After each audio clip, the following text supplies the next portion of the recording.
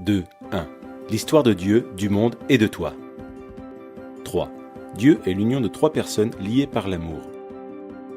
Au commencement, ils étaient trois, le Père, le Fils et le Saint-Esprit. Non pas trois dieux différents, mais un Dieu, union indissoluble de trois, une triunité ou trinité. La Trinité n'est pas un problème de maths ou une ancienne énigme. C'est la bonne nouvelle que Dieu est amour. Depuis toujours, le Père a aimé son Fils dans l'unité de l'Esprit. Comment pouvons-nous nous représenter cela ? En fait, le Fils de Dieu est l'image de Dieu. Il nous donne accès à la vie de Dieu. Ainsi, considérons par exemple la scène du baptême du Fils de Dieu. Nous y voyons le Saint-Esprit descendre sur lui, tandis que le Père déclare « Tu es mon enfant bien-aimé, tu fais toute ma joie ». Cette scène est un aperçu de la vie éternelle de Dieu.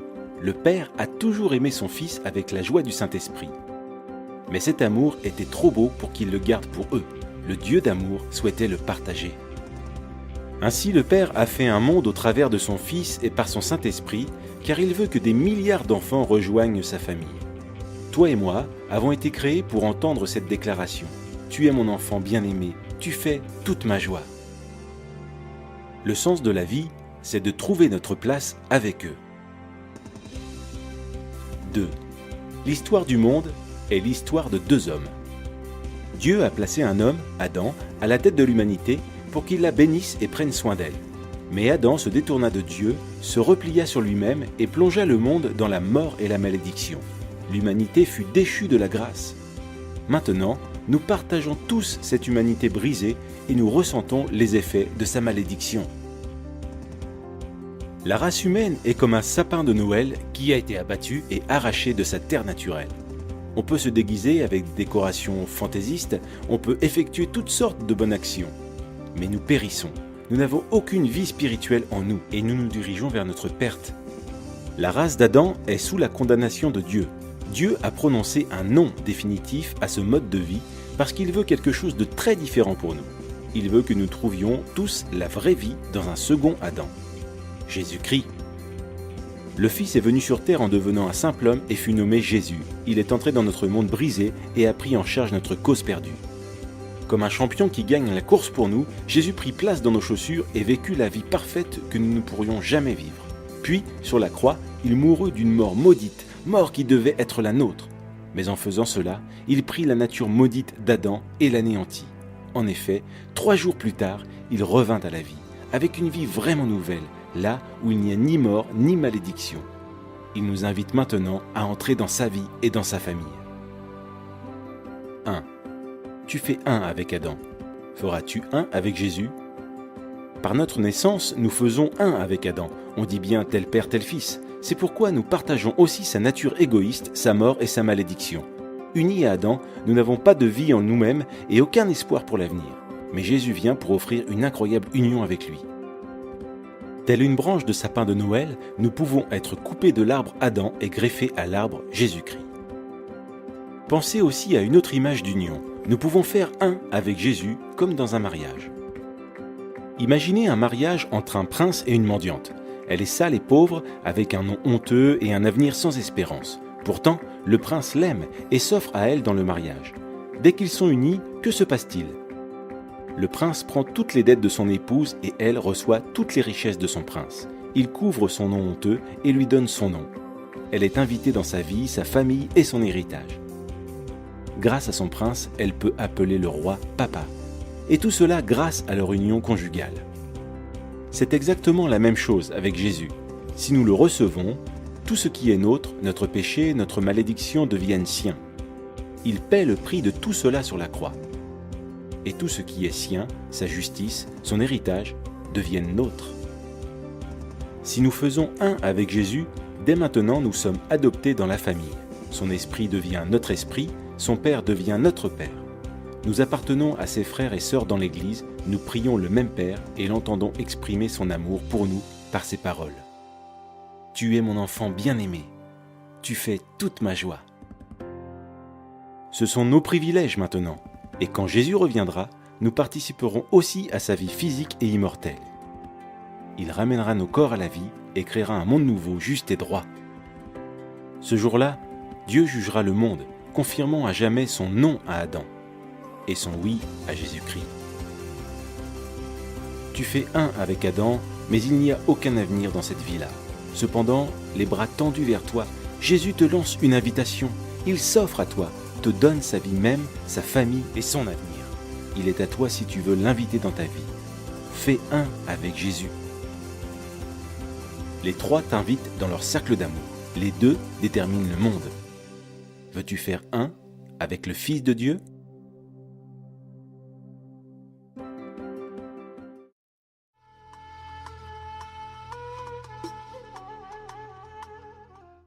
Gloire au Seigneur.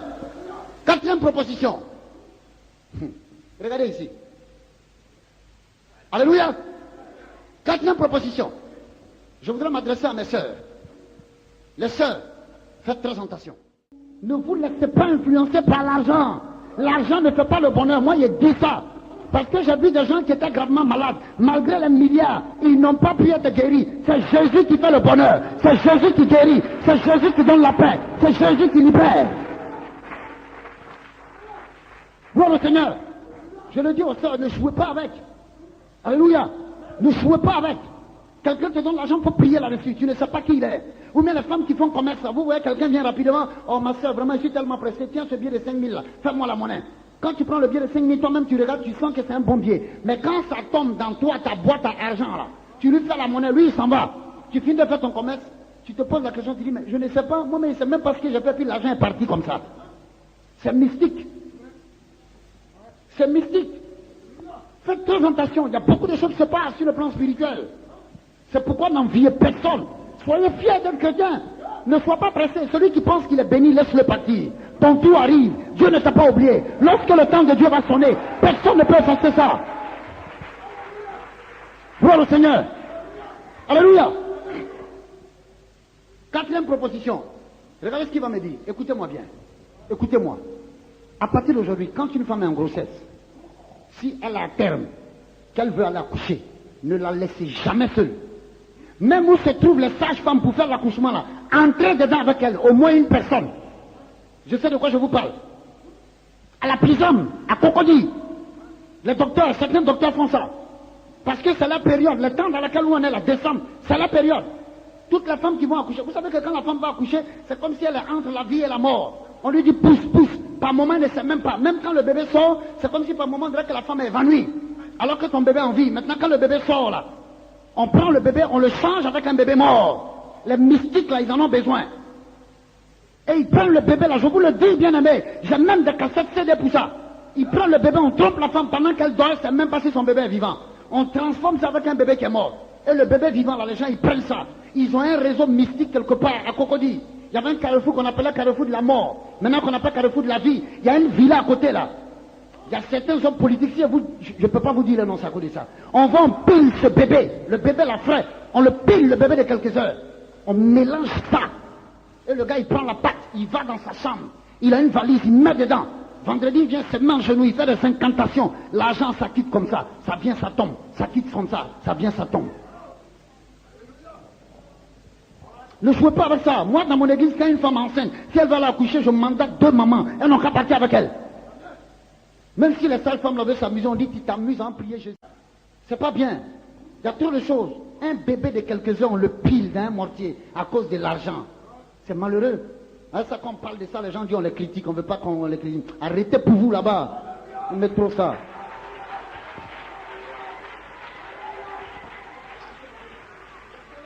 Alléluia. Proposition numéro 4. Je vais vous parler seulement de 5 propositions. Proposition numéro 4. Regardez ce qu'il va me dire. Si tu veux avoir beaucoup de biens matériels, y compris des richesses financières, en t'ouvrant des sociétés de cars, prends la sourate 98 d'Oumar, tout court. Lis le verset 56. Près de 37 fois, très tard dans la nuit. De surcroît, dans un cimetière. Au bout de tout cela, offrir la tête d'un enfant muet, le sexe d'une fille vierge, et faire tomber un car chargé de passagers chaque année pour l'entretien de la richesse. Regardez-moi ici. Il y a un gars là. Ils sont 2. L'autre, sa société de cars, c'est couleur violet et puis bleu. Je ne vais pas dire son nom. Il est très puissant actuellement. Et il y a un autre, lui c'est vert blanc. UTB, le gars d'UTB là. Et puis le gars de Fandasso. Il y a un, lui, il a sacrifié ça. C'est mort pour de bon, à cause de l'argent. Et l'autre, chaque année, il y a un cas qui tombe, surtout dans le mois de décembre. Regardez-moi très bien. Janvier, juin, septembre, décembre, ces 4 mois-là, ne jouez pas avec. Vous savez pourquoi je suis arrivé là le mercredi? Le mercredi, c'était le 21. Je devais arriver jeudi. J'ai repoussé un programme. J'ai dit, il faut que je vienne là le mercredi. Le mercredi, nuit, on a prié ici.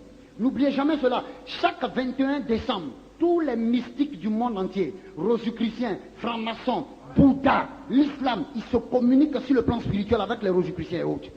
C'est le mois. Ne jouez jamais avec ça. Le mois de septembre, qui correspond au 9e mois, c'est le mois où la femme lutte pour donner la vie ou la mort. Le 9e mois, c'est le mois de septembre. C'est le mois des catastrophes. Et le mois de juin, qui correspond à un esprit qu'on appelle juste, c'est le mois des programmations. C'est le 6e mois. Toutes les personnes qu'on doit tuer en sorcellerie dans le mois de décembre, on les flèche, on les programme dans le mois de juin. Et vous allez voir que la personne tombe malade. Elle commence à maigrir, alors que sur le plan spirituel, elle a été fléchée. On l'envoie au village. On fait tous les soins. Rien ne va. Indigénat, rien ne va. À l'hôpital, rien ne va. Et puis maintenant, en décembre, quand on dit 30 ou bien 31, il casse la pipe, il meurt. Et maintenant, les sorciers sont contents sur le plan spirituel. C'est le mois de juin où il correspond à un démon qu'on appelle Décimus. Lui, il aime le sang. Et puis, il travaille avec l'esprit de mort et d'orgueil qu'on appelle Janus, qui est janvier. C'est le mois où il y a plein d'accidents, le mois de décembre. C'est le mois où beaucoup de personnes meurent. Et c'est le mois aussi où on nous fait croire que Jésus est né le 25 décembre. Jésus n'est pas né le 25 décembre. Ce matin, je l'ai dit. Jésus n'est pas né le 25 décembre. Parce que le calendrier que nous utilisons, c'est un faux calendrier. Le vrai calendrier chrétien, vous allez voir que le premier mois de l'année correspond au mois d'avril. C'est un 12 avril qu'on appelle en hébreu le mois de Nissan, que Dieu a libéré son peuple de l'esclavage en Égypte. Le calendrier que nous utilisons, c'est un faux calendrier. Ça a été fait par Grégoire. C'est pour ça qu'on dit que c'est le calendrier grégorien. Et le mois de décembre qu'on appelle Décimus, c'est là où il y a toutes les catastrophes. Mais le mois même le plus diabolique, c'est le mois de septembre, qui correspond au 9e mois. Satan a perverti cela, alors que le chiffre 9, c'est le chiffre des dons. Je l'ai dit ici la dernière fois, j'ai dit le chiffre 1, c'est le chiffre unique de Dieu. Le chiffre 2, c'est le chiffre du témoignage. L'apôtre Paul a dit aux Corinthiens, il faut la déposition de 2 témoins pour qu'on puisse approuver une affaire. Le chiffre 3, ce n'est pas le chiffre de la Trinité. Je respecte ceux qui disent que c'est le chiffre de la Trinité, mais c'est le chiffre de la résurrection et de la victoire. C'est le 3e jour que Jésus a été ressuscité d'entre les morts. Le chiffre 4, c'est le chiffre du combat. Dieu a utilisé Matthieu, Marc, Luc et Jean pour parler de lui. 5, c'est la grâce. 6, c'est le chiffre de l'homme. 7, c'est la perfection ou le repos de Dieu. 8, c'est la justice. Quand Dieu devrait détruire Sodome et Gomorrhe, il y avait Noé, n'est-ce pas? Et puis il y avait qui? Il y avait Noé, il y avait qui? Il y avait qui? Aidez-moi. Aidez-moi. Il y avait Noé, et puis il y avait qui? Merci. Il y avait Noé, il y avait sa femme. Ça fait combien? 2. Il y avait ses 3 fils, non? Sam, Cam et Japhet. Et puis les 3 femmes, ça faisait quoi? 8. C'est le chiffre de la justice et du jugement. Dieu devait faire intervenir le déluge. 9, c'est le chiffre des dons. Vous allez voir dans 1 Corinthiens 12, du verset 4 jusqu'à 11, la Bible parle de 9 dons spirituels. Et dans Galates 5, à partir du verset 22, la Bible parle de 9 fruits spirituels. C'est pourquoi dans Matthieu 3, verset 16, la Bible dit que dès que Jésus eut été baptisé, les cieux s'ouvrirent et l'Esprit de Dieu est descendu sur lui comme une colombe. Quand vous prenez une vraie colombe et que vous déployez comme ça les ailes, vous allez voir, il y a 9 plumes ici, 9 dons du Saint-Esprit, 9 autres plumes ici, 9 fruits du Saint-Esprit. C'est ça l'image. Gloire au Seigneur. Gloire au Seigneur. 9, c'est le chiffre des dons. 10, c'est l'obéissance. 11, c'est la fidélité. Quand Jésus avait commencé, il a fait appel à 12 apôtres. Il y a un qui a trahi, il y a 11 qui sont restés fidèles. 9, chiffre des dons. Mais Satan a perverti cela. C'est devenu le chiffre de la catastrophe. Septembre, le mois de septembre. Regardez, les États-Unis ont été attaqués le 11 septembre 2001. La Côte d'Ivoire a été attaquée le 19 septembre, combien? 2002. L'Espagne a été attaquée le 24 septembre 2004. Catastrophe. Récemment, le 7 juillet passé, la Grande-Bretagne. Et ça encore, ce sont les Arabes qui font ça. Au nom d'Allah, on doit tuer. Au nom d'Allah, on doit tuer. Les belles Laden et autres qui forment des réseaux, Al-Qaïda. On prend des jeunes Arabes, on les fait lire le Coran, ça trouble les pensées. Et on l'a dit, va tuer au nom d'Allah, que si tu meurs au nom d'Allah, tu vas au paradis. Tu vas en enfer, ouais. Ça, quand tu dis ça, vous ne dites pas amen, hein. Donc tu es musulman, quoi. Tu dis pas amen. Acclamons le Seigneur Jésus-Christ. Alléluia. Permettez-moi de parler de ça, bien-aimé. Et regardez un peu le mois d'avril. Le mois d'avril, je ne suis pas en train de parler mal ou bien critiquer, mais faites très bien attention. Le mois d'avril, lorsque beaucoup doivent aller fêter la Pâque, par exemple chez mes parents baoulés, quand on parle de Paquinou, faites très attention. Il y a plein de cas qui tombent. Plein de cas, faites la remarque. Mais je bénis Dieu. Chaque fois qu'il y a le mois de Pâques, Dieu aussi permet que dans certains cas, il y a des enfants de Dieu qui voyagent. Et à cause de la présence d'un seul enfant de Dieu, Dieu épargne le cas et puis les passagers de tout accident. Gloire au Seigneur. Alléluia. Eh, Jésus de Nazareth. 5e proposition. C'est la seule proposition, l'être bizarre qui était là devant moi. C'est la seule proposition que j'ai acceptée. 5e proposition, oui, il me dit, le sacrifice des traits sur le ventre. Sur mon ventre, j'ai 18 traits. Quand il m'a dit ça, c'est là maintenant celui qui est allé m'initier, le recteur là, puisqu'il atteint maintenant son objectif, c'est là maintenant il va prendre la calebasse avec le Nassidi. C'est plus tard maintenant que j'ai compris pourquoi il est venu avec. Il arrive maintenant à me faire le sacrifice des 18 traits. On recueille le sang, on mélange ça avec le Nassidi. Maintenant l'être bizarre, avant de disparaître, il me dit, rentre maintenant chez toi à la maison. Mais en allant ne regarde ni à gauche, ni à droite. Quand tu vas arriver chez toi dans ta chambre, tu vas trouver tes 2 valisettes vides, remplies d'argent. Mais seulement, regardez ce que Satan fait. Il est malin, mais il n'est pas intelligent. Il dit seulement, il me donne 2 semaines pour dépenser cela. Sinon, je vais devenir fou. Vous voyez ce que Satan fait? C'est pourquoi les jeunes que vous voyez qui ont coutume de dire le travaillement là, ils ne sont pas un exemple pour la société. Ils ne sont pas un exemple. Parce que celui qui sait qu'il a travaillé pendant 5 ans, il a fait des économies, des millions, il ne va pas attendre une seule soirée et puis se lever, aller dilapider pendant de l'argent sur les gens et puis dire c'est le travaillement. Toi tu peux le faire?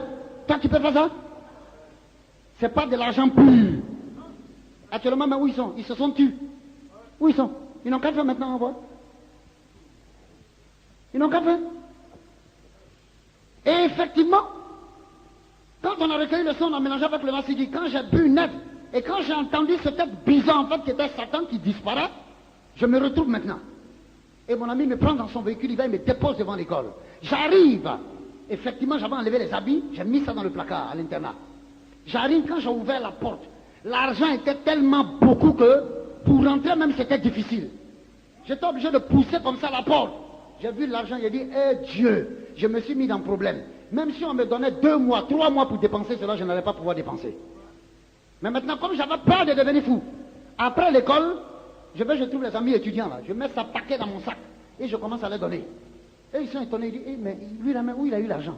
Moi dans mon cœur, il dit, prenez, moi il a peur de devenir fou, vous ne savez pas. Alléluia! Alléluia! Gloire au Seigneur! J'ai commencé à donner paquet de liasses d'argent aux gens. Et les gens se posaient la question pour dire, mais lui là où il a eu l'argent? Mais moi dans mon fort intérieur, moi j'ai dit, prenez seulement, vous ne savez pas. Mais moi j'avais peur de devenir fou. Et dans l'espace de 10 jours, j'ai dilapidé tout l'argent. Je me suis même fait des amis dans cette université, commencé à donner ça aux gens. Mais ce qui est encore bizarre avec Satan, à peine l'argent est fini là, j'ai commencé à manifester encore le désir d'en avoir. Et j'appelle encore mon ami le recteur. À peine je l'appelle, il me dit, Youssouf, tu tombes à pic. Parce qu'aujourd'hui même, a lieu au temple de la cabane X, la grande cérémonie de tous les mystiques mondiaux. Je dirais mon Dieu. Alléluia. Il me donne rendez-vous. On monte dans son véhicule. C'est là maintenant je vais vous parler de ce qui se passe derrière la pyramide. Il y a un temple qui est là-bas qui est caché. Quand on monte la pyramide, on monte seulement le visage du sphinx devant. Mais derrière, il y a un temple souterrain. Bien aimé, les personnes que j'ai vues là-bas, je ne pouvais pas croire. Je ne pouvais pas croire. On rentre là-bas nus. Dès que vous entrez, vous êtes tous nus. C'est là-bas que j'ai vu le fils de Bongo, que Bongo a eu avec la patience d'Abani. Et même Bongo, c'est un mystique, c'est son endroit.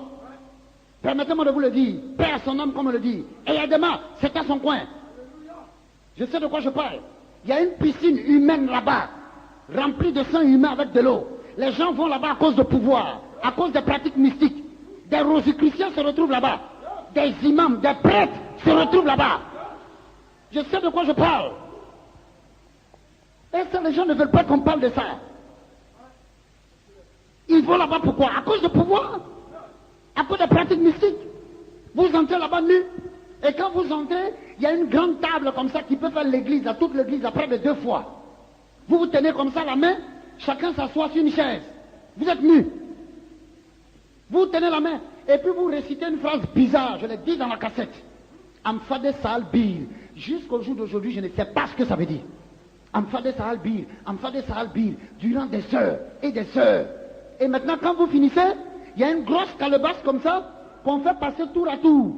On vous donne. Vous devez boire. Que Dieu me pardonne. Ce que j'ai vu dedans là, ça va l'air, on dirait le sang humain. Mais je ne sais pas véritablement si c'était du sang humain. Que Dieu me pardonne. Mais on a bu. Et quand on a fini là, c'est là maintenant, nous, on nous a donné les 873 versets du Coran, les plus terribles avec les techniques de mise en pratique. Ça n'avait rien à voir avec certains ministres qu'on voyait qui étaient là-bas. Bien aimé, je vous assure, le Seigneur compte sur la prière de tous les chrétiens. Le Seigneur compte sur la prière de tous les chrétiens. Le Seigneur compte sur la prière de tous les chrétiens. Le Seigneur compte sur la prière de tous les chrétiens. Alléluia. Gloire au Seigneur. Et quand on a fini, on est entré en contact avec certaines personnes, on a eu pas mal d'adresses et tout ça. Et ça coïncidait aussi avec la cérémonie de remise des diplômes de notre université. Donc j'avais pratiquement terminé les cours. Il nous restait 2 semaines. La première semaine, on nous a remis nos diplômes. J'ai reçu un diplôme qu'on appelle Al-Kamar. En arabe, ça veut dire diplôme lunaire. Et la semaine qui restait, on a fait la cérémonie. Et on nous a donné quelques liasses d'argent et tout ça. Donc j'avais maintenant reçu le diplôme. J'étais qualifié maintenant non seulement pour devenir imam, et puis donner des cours à certains musulmans.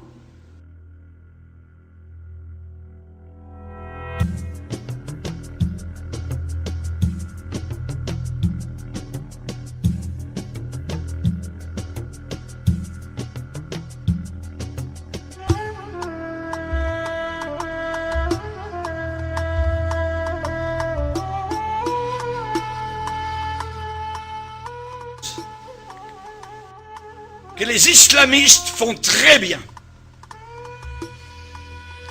Actuellement, les chrétiens d'Égypte bénissent le Seigneur pour l'État islamiste. C'est parce que l'État islamiste actuellement est en train de montrer vraiment ce qu'est véritablement l'islam. Comme cela, les chrétiens se différencient totalement de l'islam. Ils montrent leur vrai jour, véritable jour. Religion de haine. Un islamiste, il vit dans la peur, continuellement. On peut lui couper la tête, on peut lui couper les mains au nom de son Dieu Allah, qui est un faux Dieu, qui est un démon. Il se regarde le visage dans le miroir, il a peur. Il ne sait pas. Quand il prie, il se met à genoux, il a peur. Il vit dans la peur.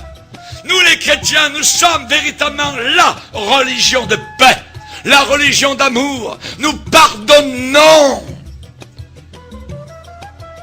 Nous pardonnons. L'islam ne pardonne pas. C'est une religion de vengeance. Le secret d'une vie paisible. Une vie paisible. Nous les chrétiens, nous ne sommes pas des contentieux, nous ne sommes pas des gens de guerre, des gens de troubles. Nous sommes des gens de paix. Nous ne tuons personne, voyez. Nous ne prenons pas les armes. Nous ne sommes pas armés de couteaux pour tuer au nom de notre Dieu, voyez. Nous ne mettons pas des ceintures d'explosifs autour de nous pour faire du mal, voyez, et pour qu'ensuite, si nous mourons dans l'explosion, nos parents, évidemment, se réjouissent de notre mort, parce que maintenant, nous sommes avec des vierges dans des ébats sexuels éternels, là-haut, dans ce paradis de fous, voyez. Non, nous ne sommes pas du tout de cette race-là. Nous avons, nous, le secret d'une vie paisible, l'éternel. Pas Allah, l'éternel. Le nom de Dieu, c'est l'Éternel. Ce n'est pas Allah. L'Éternel est mon berger. Je ne manquerai de rien. Dans les locaux de ce journal, Charlie, eh bien, il y avait un homme du gouvernement français qui déclarait en disant, eh bien, ces gens-là tuent. Et d'autres, sur le panel, étaient en train de déclarer, oui, mais on peut avoir des gens fanatiques dans d'autres religions, parmi les bouddhistes, parmi les chrétiens, les catholiques, tout ça. Et l'autre, répondant sur le panel en disant, mais oui, mais ceux qui se disent chrétiens ne tuent jamais. Ils ne tuent pas. Ils peuvent être têtus, ils peuvent croire à toutes sortes de folies, mais tandis que les islamistes tuent au nom de leur Dieu, au nom de Allah. Nous, chrétiens, nous avons une façon de vivre. Et lorsque des musulmans lisent la Bible, ce qui leur est interdit normalement, arrive à Matthieu chapitre 5 où Jésus dit « Aimez vos ennemis. Priez pour ceux qui vous haïssent. » Le musulman est totalement étonné devant ce que Jésus demande.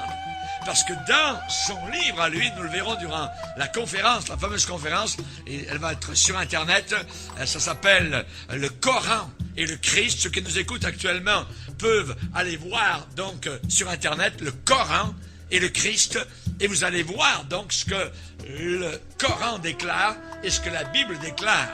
Si vous descendez dans le Coran, vous descendez dans un enfer.